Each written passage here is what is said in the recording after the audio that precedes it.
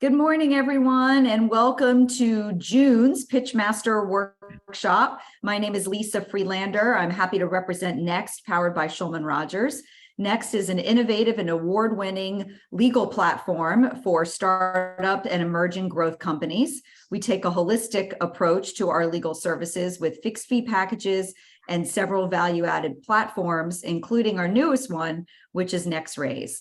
We're excited to partner with SeedSpot and Deloitte to bring you Pitchmasters as part of that NextRaise initiative. And I would love to welcome our two guest judges today, Krista Smith from Deloitte and Jorge Mendez from SeedSpot. Krista, please introduce yourself.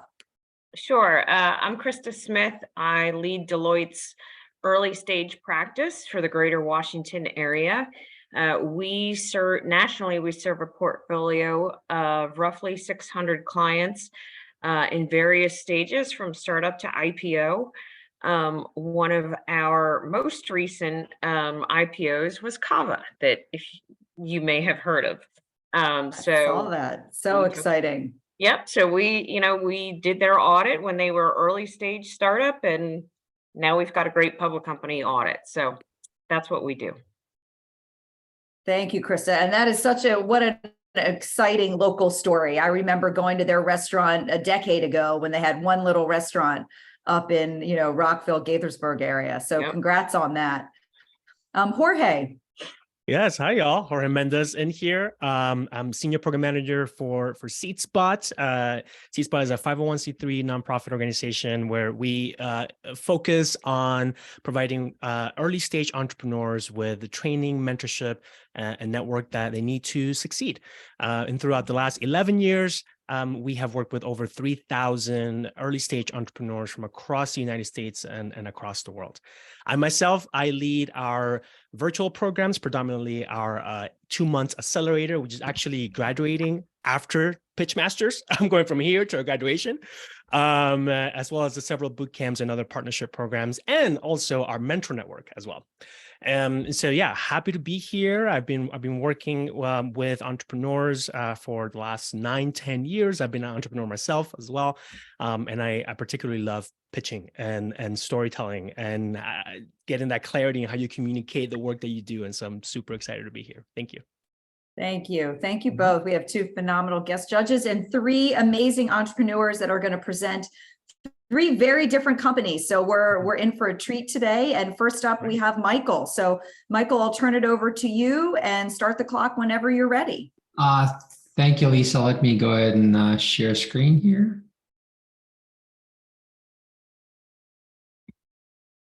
And please let me know if you can see it. We can. Looks great. Okay, wonderful. Good morning, folks. I'm Mike, co-founder of Benny Tipping. Thank you for allowing me to be here. Benny provides digital tipping services to companies starting with the hospitality industry. And in the next couple of minutes, I'll tell you a story of how in 8 months, we went from hand-drawing screens on a couch in our living room to drawing on a whiteboard in the boardroom of the largest hospitality company in the world. Just step back, tell you a little bit about myself. I came to this country 25 years ago with my family when we immigrated in pursuit of the American freedom and American dream. I always had this passion for entrepreneurship, and I spent the last 25 years building my educational and professional background to help me start a company and grow. I have my undergraduate degree in IT. I have my master's in marketing, and I have a law degree from UVA. And I've spent the last 15 years working with and advising Fortune 500 companies as part of global law firms and global advisory firms. And in the middle of all of that, took a little bit of a step aside. As we know, American freedom is not free. I watched the planes hit the tower on September 11th, September 12th, went down to the recruiting station, joined the Marine Corps. So after 8 years of military experience, 15 years of professional experience, finally felt ready to start Benny. So back to Benny. Remember last time you were in a hotel room, someone provided great service, you reach into your pocket to leave a tip and you realize you do not have cash, right? This oh crap moment. With Benny, guests can leave a digital tip by scanning a QR code in a room, at a breakfast area, at a valet station. Now we started developing the platform and then COVID hit, and then this idea went from great to viral. And here's why. As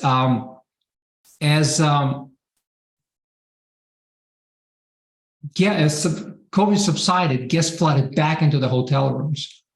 But hotel owners found themselves unable to open hotels because they could not get employees back. And this labor problem has been so severe that it is problem number one for the entire hospitality industry. Now, we knew that the best way to approach hospitality market is top down. This is your typical franchise model. And because the labor problem was so severe, even as a startup with 3 team members, we felt confident doing cold LinkedIn reach outs to top C-suite executives at those large companies. We did that, and guess what? Got a response back from CTO of Wyndham saying, guys, you have no idea how timely you are. We're just talking to our board about labor issues, talking about digital tipping. Can you come and talk to us about it? We did, and this is how we ended up in the boardroom of the largest hospitality company in the world, Wyndham. And in the following weeks, we had similar conversation with Choice, IHG, and Hilton. Now, since then, we have been on this incredible ride. We worked with these companies to design and begin the very first digital tipping pilots in the hospitality industry. We were the first company to have been approved by a global hospitality company for use across their portfolio, and we're now preferred provider to Wyndham and Choice Hotels, with our pilots with Hilton and IHG wrapping up shortly. Now, even though we're just rolling out of the pilot stage, we already have 500 hotels in our portfolio, with over half of them signing up in the last 2.5 months. Now, here are some of our brands that we work with. Now, what does all this translate to? How big is the pie? There are $4 billion being exchanged in tips in hotels in US and Canada. Now, based on our existing traction, we estimate that Benny's serviceable obtainable market at $1.5 billion, which will result in a revenue of $137 million by the year 2027. How do we make money? We make money by doing 3 things. First, we charge a transaction fee on each and every tip that goes through. Second, we charge for printing digital tipping collateral that we provide to the hotels. And third, with our freemium subscription model, we expect that most of our hotels will become paid subscribers when they reach a certain limit of tipped employees. Now, this is what our subscription model looks like. Happy to discuss it. We will not dwell on it in the interest of time. Now, customer acquisition, big problem, of course, for any startups. How are we doing there? At the franchisor level, we already have a relationship with the largest hotel flags. And because of the labor problem, those flags are marketing us to their own owners. For example, Wyndham has just sent out an announcement to all of their owners in US and Canada saying Benny is now a preferred provider. At the franchisee level, we already have working relationship with the largest management companies in the world. And here are some of our clients. And finally, we are fortunate to have, as advisors, recently retired C-suite executives from IHG and Marriott helping us out. Now, since we have started, digital tipping received a lot of attention, and there are now other companies popping up trying to do what we do. We do have the first mover advantage because we already have a relationship with all these flags, but we need to capitalize on it quickly. So what do we have so far? So far, we bootstrapped this company ourselves by investing $500,000. We built an MVP, we took it to market, and became a recognized industry leader. We have signed contracts with the largest brands in the world. We just need to onboard. We just need an employee, a team to help us onboard based on our existing contracts. So we're here in front of you looking for an investment of $1.3 million via SAFE, and this will give us 20 to 24 months of runway that will help us build a team, help us onboard based on our existing contracts, and reach 5,000 hotels within the next 3 years and 15,000 hotels within the next 5, giving us revenue of $137 million by the year 2027. Thank you very much. I look forward to chatting with you. Terrific. Thank you, Michael. Really appreciate it. Great pitch. Slides look really terrific. Krista, do you want to kick off our feedback? Sure. I guess, so my first question, so you touched on how you're going to make money and the size of the market. Can you help me break that down from, and maybe let's look at that slide. The so the 64 billion, getting a little more crisp about how you get from the 64 billion, or maybe it's the 1.5 billion, down to your revenues and how that translates. Got it. Krista, am I answering right now, or is that just a comment? It typically is just feedback. Got in it. terms of Q&A. In terms of Q&A. Yeah. Got it. Thank you, Krista. Anything else, Krista, strike you in the pitch of things that are missing or things that could be clarified or improved? Let me actually let Jorge go. Okay. Sure. We'll circle back to you. and circle back. Okay. Yeah. Michael, great presentation. I have a couple of pieces here and a question as well. So point of feedback, you started out at the beginning sharing your background, your qualifications for that. And I think they're a good match. One suggestion that I have is to have that more towards the end, so that when we're listening to not only your story, but the work that y'all doing, then what around the fourth quarter of your presentation, you then tell us why you're qualified, and then we're able to make that connection. When you tell us in the beginning, then we kind of then trying to go back and forth. And so that's one suggestion. There's just storytelling wise. I love the great to viral. I think that's what you said. Love that tagline. It was very memorable.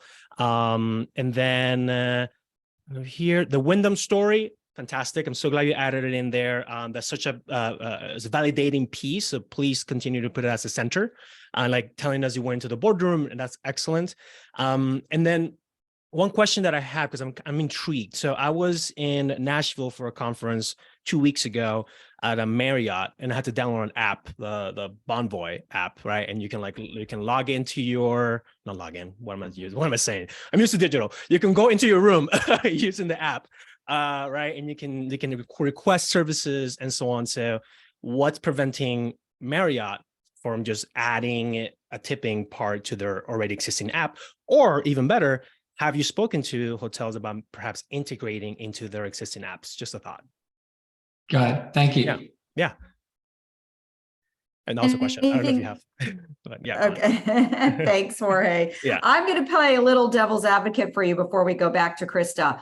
And this is, Michael, I mean, this is sort of the burden of being an entrepreneur when you pitch and, when you get feedback and stuff like that, you're going to get sometimes very directly conflicting advice. And I'm going to directly play devil's advocate with Jorge right now. Amazing. Because I personally like to have an introduction to the entrepreneur up front. Okay. I personally like to have sort of the stage set as to, because one of the questions that's always in the back of my mind is, why are you the one? Why is this entrepreneur the one to succeed at this company? And for me, it provides a nice frame of reference. I totally, it's a very personal thing, I suppose.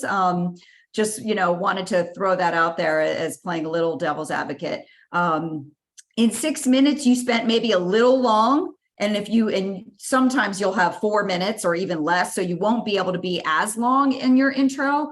But for me, I personally appreciate the who you are and why you're doing this more upfront rather than at the end. But again, really a personal preference. Krista, anything to circle back on before we move on?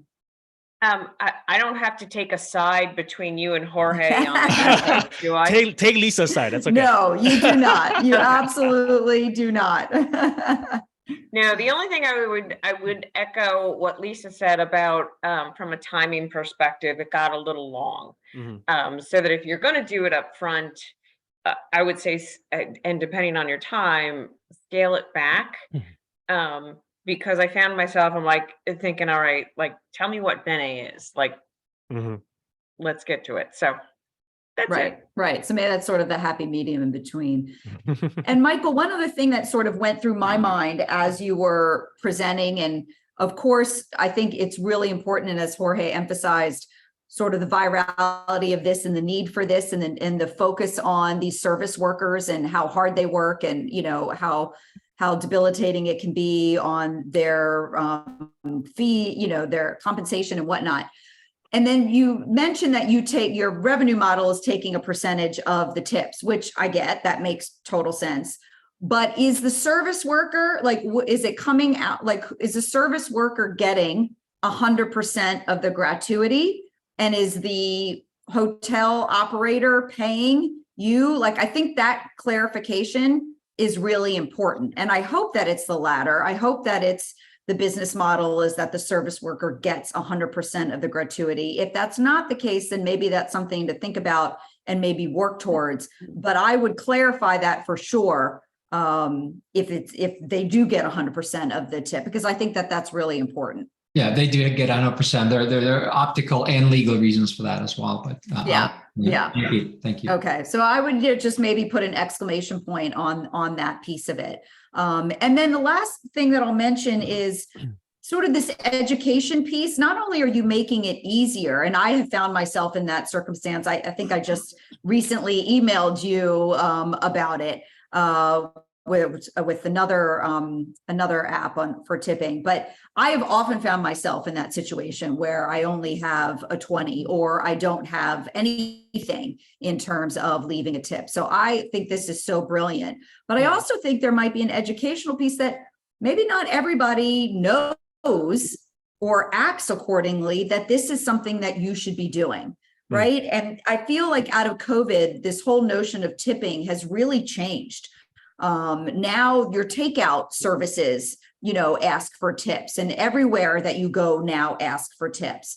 So I think there's also a moment of education to tell people and explain to people, whether it's on your card or when you're pitching, like, these are people that are in dire need of your gratuity. It's part of their compensation. It's expected. And believe it or not, only X percentage, I'm sure there's data out there, only X percentage of hotel guests actually leave a tip. Maybe it's because they don't have easy cash, maybe because they don't know. We're providing not only the mechanism to make it easy to do so, but we're also putting it front and center that this is something that hotel guests should do in the, at the outset. And I think that's another, important piece to bring up. But thank you. Any questions, Michael, about any of the feedback? No, pretty straightforward. Thank you very much. Thank you, Krista. Terrific. Thank you, Lisa. No, Thank you. Well, go ahead Michael. and stop sharing, and then we will have our next presenter, who is Candy. So Great, Candy, thank you whenever so you're much. ready, bring up your presentation, and Sure. when you're ready, I'll hit the timer. All right. And all right. I'll just go ahead and use the previous one. Yep. And go on to screen share.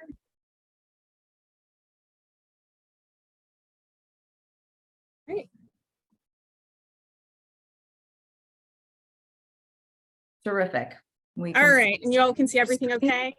We can. You can try for presentation mode one more time. We had issues with this earlier, Jorge and Krista, trying to get it into presentation mode. But again, Candy, if not, no worries. Just go ahead and present it like this. Okay. It worked. There. Oh, great. worked. Wonderful. Excellent. All right. Good. Go ahead. Wonderful. Thank you so much for joining me. My name is Candy Sheevely. I'm the CEO and founder of Southeastern Roastery Coffee, where we mindfully cultivate the senses. I started Southeastern Roastery paying homage to my family at putting my initial roaster at the home of my great-grandmother in Isle of Wight, Virginia. At Southeastern Roastery, just to give you a glimpse of our ideals, we believe that communities are networked over space and time, transforming us into our greater selves. We evolve by working together across communities, expanding possibilities with compassion. And our evolution just happens to be in the service of crafting mindfully delicious, ethical coffees. What we're asking for today is roughly $500,000 to scale. Right now, we currently use a 12K coffee roaster from the 1970s. We are looking to purchase, or in the process of purchasing, a 35K used Loring roaster that this money will go towards, as well as the first year of our lease and bills for 4,800 square foot roasting facility. We currently have a roasting facility that's 750 square feet in Baltimore, Maryland. This would also be in Baltimore, Maryland. This will allow us to hire additional staff, close out our current lease, and purchase a semi-automatic bagger and an automatic bag filler. We expect to break even by year 3 with revenues at year 4 at just over 1 million, and then going up to 17 times our current revenue by year 6 with a 23 times increase in revenue at the maximum capacity. What we're offering our investors. I can leave this slide up here, but in the interest of time, I'll just go through it very quickly. We have 3 tiers, 500 to roughly 10,000, 3% on investment yearly, 10,000 to roughly 100,000, a quarter on the delta, plus 0.5% to 5% on scale. And tier 3, 100 to $250,000 in investment, 1% on the delta, and 0.5% on investment yearly from the start of the term sheet. And if you are interested in investing more, we can always talk. All right, so let's get into the why. So in the great American coffee landscape, and feel free to unmute yourself, what companies come to mind as successful and recognizable players in the coffee field? Just feel free to blurt it out. Starbucks. All right, Starbucks. Pete's. Pete's, okay. Pete's. Duncan. Duncan. Yeah. There you go. There's so many, right? So Southeastern Roastery is one that I think of.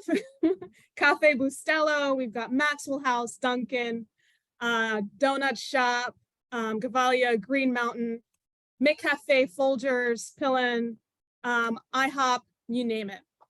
Well, we think of these as all different companies, but actually all of these brands are lodged within 3 different companies: J.M. Smucker, Kraft Heinz, Keurig, Dr. Pepper.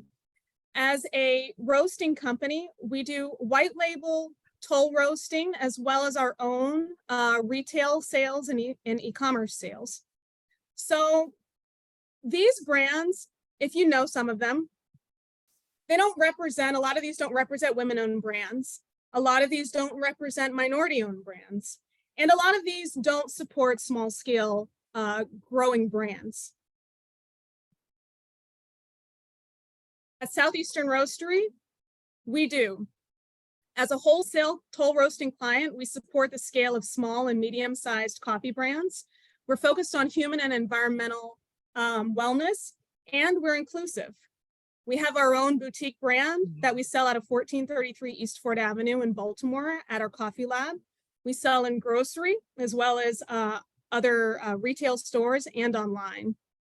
We also are the white label toll roasters for Afroshiba, Gabo, Julia Coffee, Blues Coffee, Vagrant, Coffee Uplifts People, and Kurundu.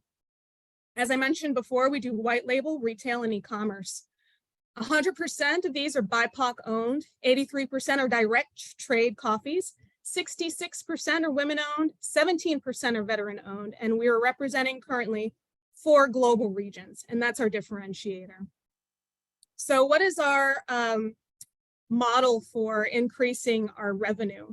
Again, we're purchasing a 35K Loring. We currently have a 12 kilo Samyak roaster. This will allow us to go from roasting 40 pounds an hour to 300 and roughly 50 pounds an hour, allowing us to roast up to 37,540 pounds of coffee a month. We'll be moving into a new space. It's currently under proposal. And this will allow us to go from having 1 roasting staff and operations manager to 2 roasting staff, an operations manager, and a sales associate. And this will allow us to have an increase in our volume in roasting of maximum 23% and 6 times in our net income by year 6 and year 3 and 17 times by year 6. We want to be the #1 small to medium-sized regional toll roaster. Hire a chief roasting officer, chief financial officer, and sales director to help us realize our growth and increase in our customership. We're increasing our roaster capacity by moving from our current location into a new location. We're purchasing more automated and larger capacity equipment, and we're pushing all of our clients to increase their wholesale purchases to $3,750 a month. This is Southeastern Roastery. This is our avenue for scaling, and we welcome any questions and comments. Thank you so much, Candy. It looks really nice. Your brand and your packaging, everything looks really, really sharp. Jorge, do you want to kick us off with comments this time? Yeah, sure. Okay, so the very first slide, by the way, great presentation, Candy. Thank you for sharing. And if you can drop the link to your website, happy to buy a bag online. Excellent. Got my coffee every morning. All right, and so the first slide, it's a wall of text, or I guess the second slide. It's a wall of text. No one's going to read that, right? And so I would say, just remove that. And if I am reading it, I stop listening to you, right? And you don't want that. And so is there anything to highlight? Is it a tagline? Kind of using more as a visual aid, but not necessarily a thing that we read when you're presenting. That's one piece there. I do love the story that you started out with. The next piece is about the following 3 slides. And so, Lisa, if you want to be a devil's advocate, completely feel free for it. I listen to this podcast that they say that the devil's advocate has like a negative connotation. And so they say devil's avocado instead. So if you want to be a devil's avocado, please feel free. I would say the financial ask, at least for me, should go, or I would like to see it, in my opinion, a little further down in the pitch. Like, tell us what you're about first. Tell us what you do. Yeah. Tell us about your company. And then we can talk, the numbers piece towards the end. Because I still don't know what you're doing, and you're already asking for money. So that's one piece there. Totally on the same side of that, Jorge. Okay, great. The same way. And then also, okay, so in the financial ask slide, I wrote in my notes here. And so I like that you share details what the money is for. However, I would like to see it would be interesting to see what the output of the product will be, right? So if I were to inject $500,000 into your business, what would that equal in outcomes of like products, right? Or output, sorry, of products. Could kind of build a better picture, because what I'm seeing now just seems like a budget. And I would love to see what the product will be. And then you mentioned you all have a storefront. You also have the product in groceries and also sell online. I would be interested to see what the breakdown, either the total numbers for the last year were in sales for each one of those channels, or what the total percentage each of them composed. And the reason why is because it would be interesting. Perhaps there's a trend, and you can tell us, well, online has tripled over the last 3 years, and so a lot of the investment is going to go to selling online, and then we're going to scale in this way, right? Because kind of showing us what the scalability is. I think a grocery store is another kind of scalable, and you tell us, well, we sold twice as many in the grocery store that we did in 2021. And so you're kind of showing us that there's particular growths in the channels. And then you mentioned there's an inclusive brand. It wasn't really clear for me how. And so if you, maybe I missed that, I don't know, but kind of you mentioned one of your value propositions being an inclusive brand. And so kind of tell us a little more about what that means, if that's going to be a value proposition as well. Yeah, so those are my notes. Thank you, Jorge. That's really helpful. Krista, any comments for Candy? And I forget where I read this, but my understanding is there's not a lot of independent roasters in the US. And I don't know if that means it's concentrated, or if that describes a big opportunity that's out there for somebody. So maybe just working more of that in, and what the addressable size of the market is. And then maybe just a little bit more about marketing strategy into kind of your different lines of distribution. How are you going to get there? And who's the end target? And then the only other thing, there were 2 things. And I don't know if you actually need anything in here about the acquisition of the beans, and if there's risk around that. I don't know how you acquire coffee beans, or or depending on where you're getting those beans from, are there risks involved, and whether that's just country or inflation, that kind of thing. Okay. And then just when you talk about the capacity of the marketplace and independent roasters, where do you fit in from a capacity standpoint versus your competitors? Okay. Hmm. Great. Thank you. Thank you. Thanks, Krista. Great feedback. And yeah, Candy, for me, I completely agree with Jorge on this. You barely introduced yourself and your company, and you went right in to financials and the ask. And that was really disruptive. It was really, I'm like, wait a minute. What is she doing? What is their company? And I'm not paying attention to your financials because I don't know enough. And then it's sort of discombobulated. So absolutely. I don't think anybody would necessarily tell you differently. I would move all those 3 slides down to the end and dive right into what you're doing. For me, and maybe it's just because I'm not a coffee, I'm like one of the few people in the world that are not coffee drinkers, but like a roastery is that the same as you're just a coffee brand? Or is that just the branding, or are you actually doing something differently? Is it retail? Is it wholesale? I like the fact that you said it was private label, that's another revenue stream. That's amazing. I completely agree with Krista. Where are you getting your bean? Like, you completely miss the product itself. Like, how good is it? Why do people love it? Where are they getting it from? What's the feedback you've gotten? What's your sort of big overarching vision for this company?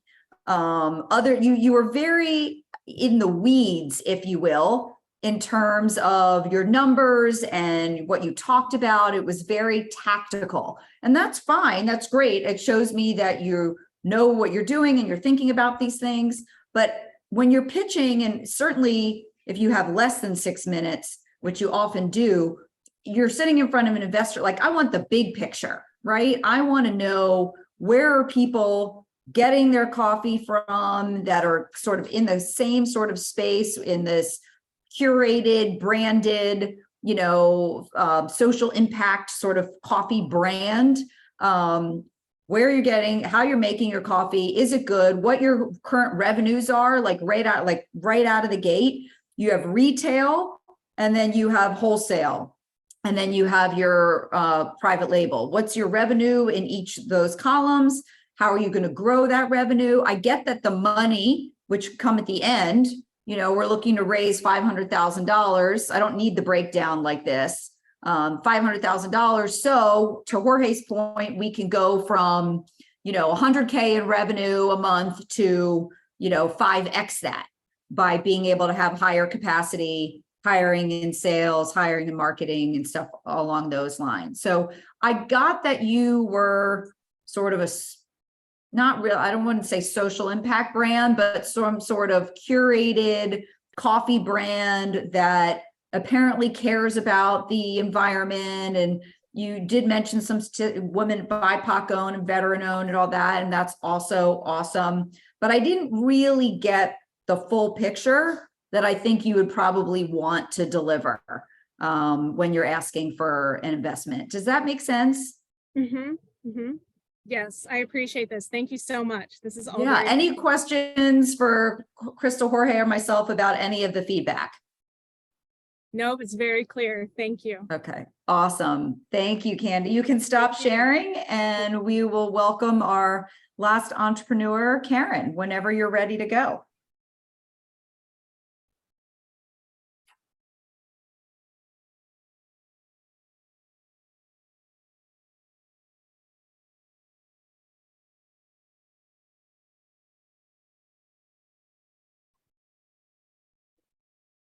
Great, Karen, whenever you're ready. Thank you. Karen, you're muted. Thank you. I appreciate that. Good morning, everyone. I'm Karen Goodman-Mashey, the founder and CEO of Vesa Innovations. So we're a luxury, eco-friendly baby consumer products company and creator of the first ever sit to stand convertible high chair. So after working in corporate America as an executive producer for 18 years in advertising, life certainly took another turn after I had kids and posed some unexpected challenges. So take a look at this video. It's a video of my kids attempting to be placed into their high chair.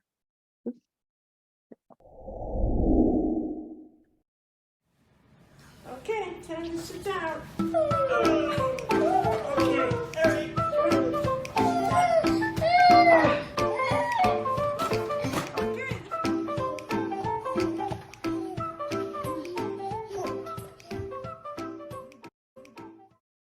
So mealtime was very miserable for all of us. And I thought, why are kids only given the option to sit during mealtime? And so by experimenting with a homemade prototype for a few months at a time and placing my kids in a standing position to eat, our worlds changed. And that's where this journey really started. So many parents experience some form of resistance when placing their child into a high chair, and they also hack their high chairs out of desperation, even to the point of compromising safety. And even the most popular or luxury brands don't meet the full scale of positional options that focus on development, and none of them are catering to the child's current state of being. So we've come up with the first ever sit or stand convertible high chair that provides the parent with the option to have their child sit or stand safely while eating in a supportive position. So here's a video that showcases the functionality and innovative features. Let's go. Spring in my step, got no regret. All eyes on me now, cause you ain't seen nothing yet. Ooh la la. Ooh la la. Ooh la la. Golden heart, work of art. Good vibes all the time, be who you are. Ooh la la. You know you're one of a kind. We're doing this in style. It's gonna catch your eye. Something you can't deny. We're doing this in style. We're doing this in style.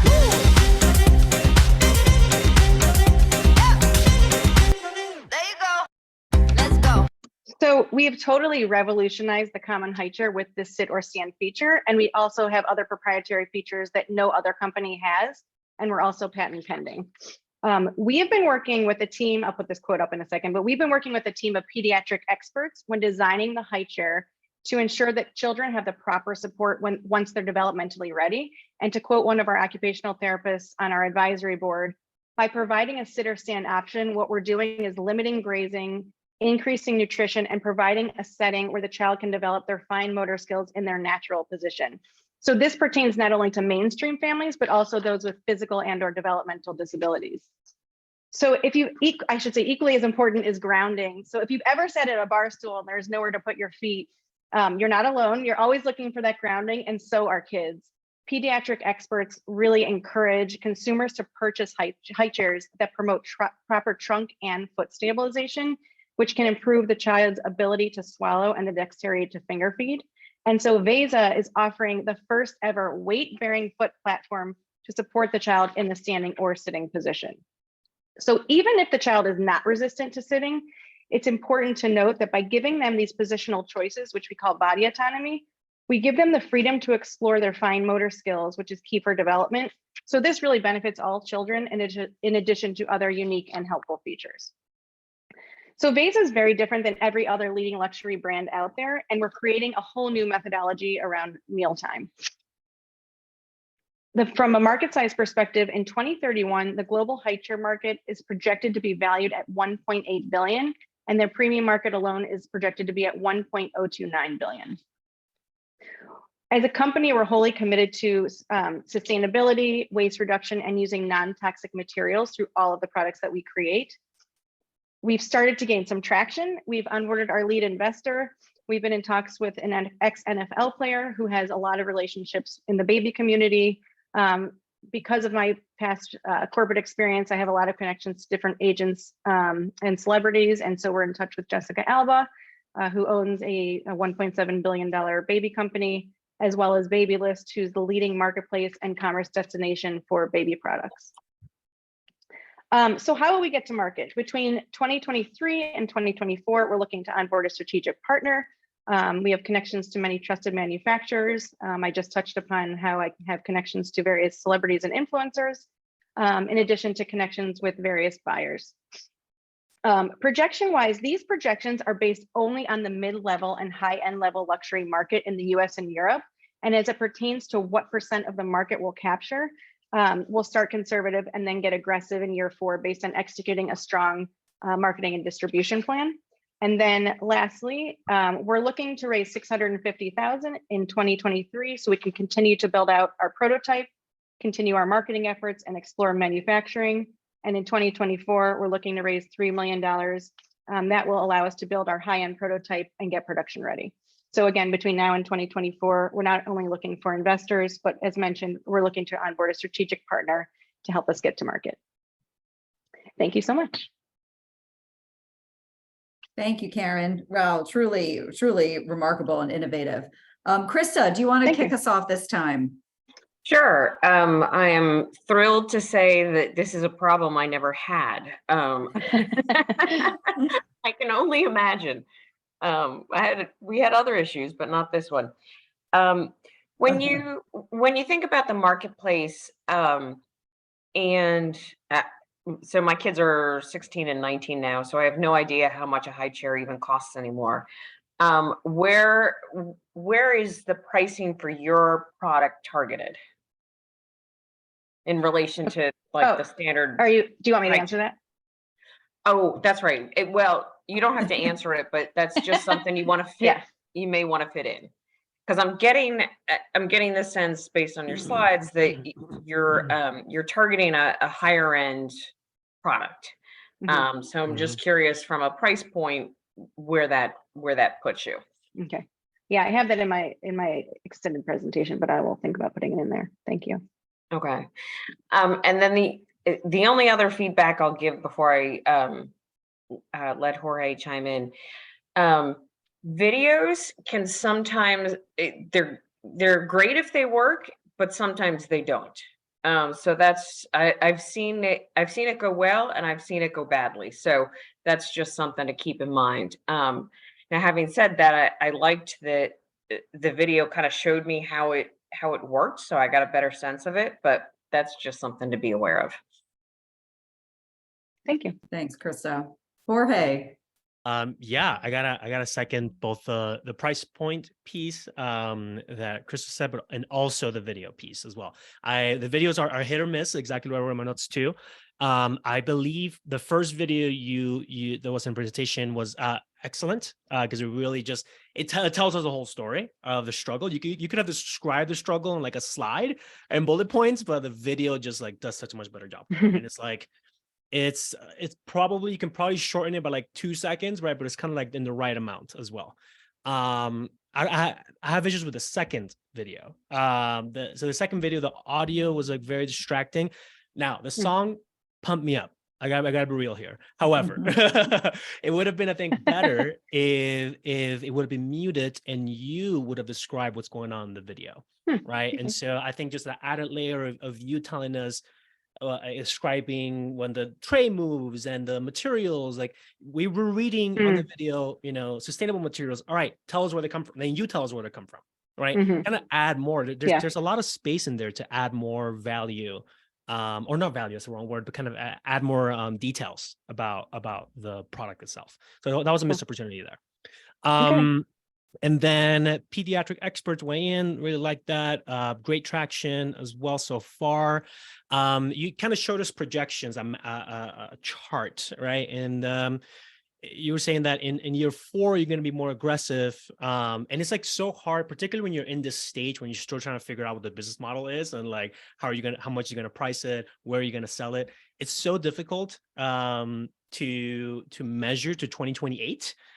So many things can happen along the way. And so I'll just be wary of that, of like projecting out for so far, particularly in the stage that you're at right now. Now, if you had like sales, right? If you already have established partnerships, then you kind of have data to then do the projections. Then I can believe the projections myself as an audience. And then you kind of then the last piece here is in year 4 more aggressively, and then you see like a European market expansion. So I don't know if you give us enough information to like understand what that would look like, but Okay. anyway, that's just my thoughts there.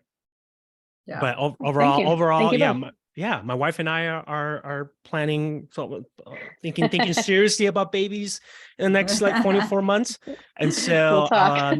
depending on the price point, I'll love to buy one. Yeah, right. Thank you. Exactly. Exactly. Thank you, guys. Yeah, Karen, I'll exclamation point a lot of these comments briefly.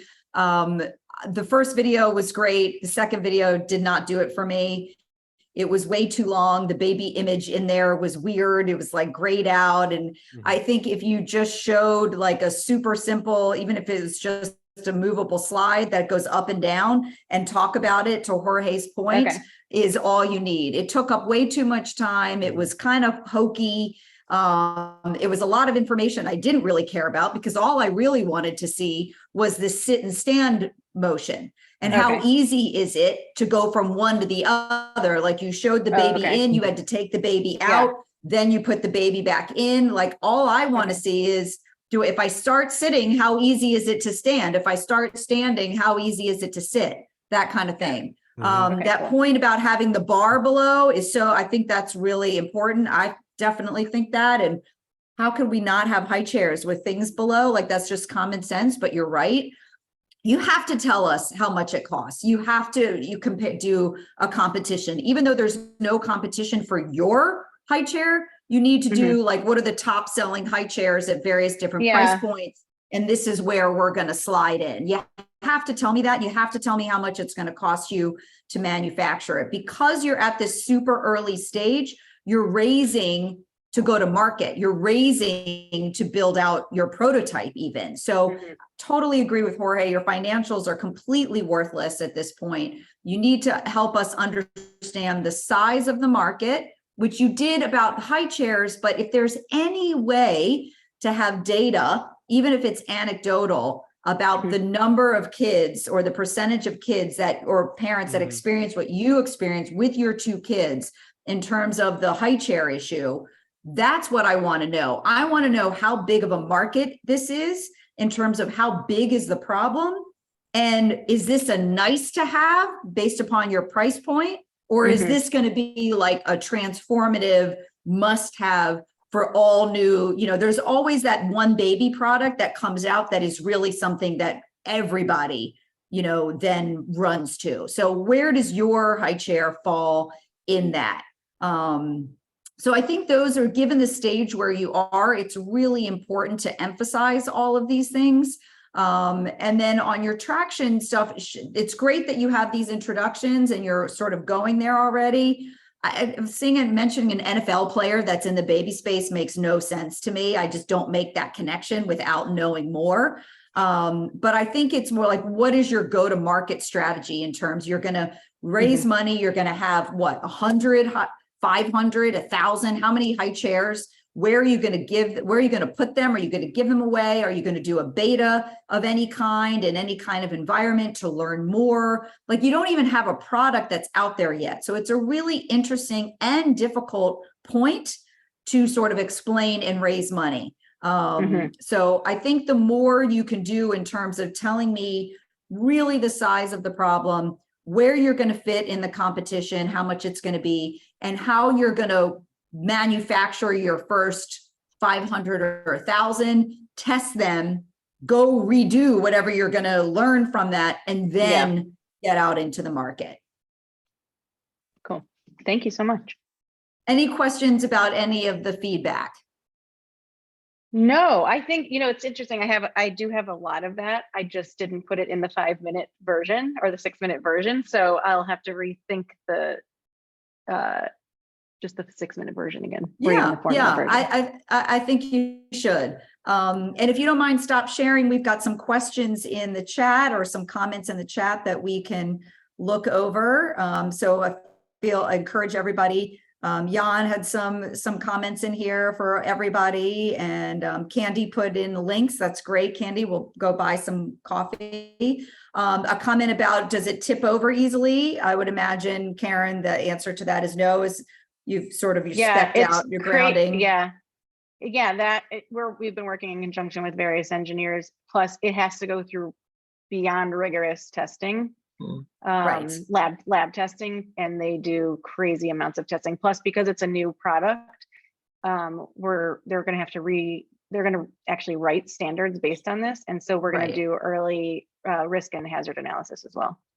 Okay, so that's great. So that's also important, right, to mention, I think, and the American Academy of Pediatric Doctors, or get their sort of stamp of approval, like things along those lines, to lend credibility to the fact that the problem exists, right? And that your design is not only acceptable, but innovative, award-winning. You know, you can't get there yet because you're just in prototype, but you get the gist. Right. Thank you. Terrific. All right. So in our last few minutes, anybody feel free to unmute, come on camera, and provide a little bit of feedback for any one of our presenters. We'd like to open it up to the floor if anybody has additional comments or feedback for any of our entrepreneurs.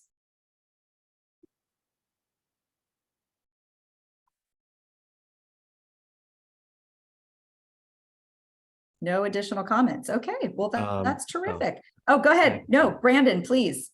For candy, I know a lot of coffee, just brands in general, they always have like a nonprofit or something they donate to. So like for every package we sell, we donate 10 cents for that cause. I think that'll be good if you mention that. I just remember when I was in school in 5th grade, I think it was like called Boxables, like you cut out a piece of it and donate it to. So if you can do like a strategic partnership with a nonprofit, that can help you in raising capital. Thanks, Brandon. Great idea. So just right behind that, hi Lisa and everybody, it's Laura. Hi, Laura. The other thing that, just to follow up on his idea, I think that Brandon's idea, I think it would be great if, to really differentiate yourself from the pack, is really think about a B Corp and really continue on that whole message about really, really being social impact and really giving back to society. I think in this generation, it's a really hot thing. So it might be worth kind of thinking through. Great point, Laura. Thank you. Thank you. Anybody else have any feedback for our entrepreneurs?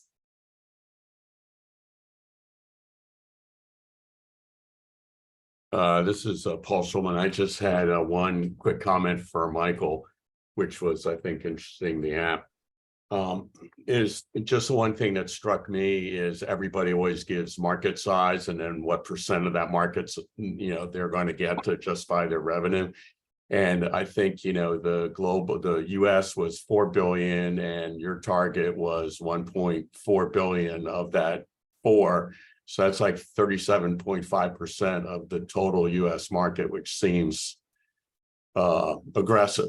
You might be able to get it because you've got relationships with, 95% of the hotel chains. But I think if you're going to claim that, then you want just a brief explanation why it's not, most people are saying I only need 5% of the market in order to, kind of make a hit. Got it. Thank you, Paul. Yeah, absolutely. There's a very detailed analysis behind that. Right. But you're right, Paul. At first glance, if somebody looks at that, like, it might be questionable without having the explanation. Right. So thank you for that. Yep. Any other comments for any one of our entrepreneurs?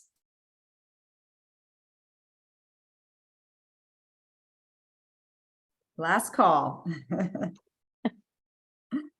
All right. Well, we'll give everybody just a few minutes, maybe back in their day, an extra 5 minutes. Please check out next.law for a variety of free and great resources, including events such as Pitchmasters. We do Pitchmasters every month, the third Wednesday of every month at 11 a.m. We are currently booked for entrepreneurs to pitch through the fall. But as you can see, by just attending and listening in and providing comments, sometimes it is equally as valuable and somewhat less stressful not to be put on the on the spot there. So please continue to join more Pitchmasters events. Check out Next Raise, Startup U, and a variety of partner webinars that we offer on a regular basis. Huge shout out and thank you to our Next Raise partner, Krista Smith from Deloitte. Really appreciate you, Krista, being here today. And feel free to put a link in the chat, Krista, to either your Deloitte services or your contact information, whichever you prefer. And Jorge, as always, SeedSpot is such a valued partner of Pitchmasters. Thank you for being here today and giving your feedback. And of course, thank you to Michael, Karen, and Candy. Really incredible companies doing some very exciting and innovative things. So best of luck to you. Feel free to come back. We've had several entrepreneurs that get feedback and then, come back and pitch again as they're scaling and growing and raising additional capital. So thank you all for attending and hope you have a great rest of your day and rest of the week. Thank Take you. care. Awesome. Thanks, everyone. Lisa. Bye, everybody. Bye-bye. Thank you.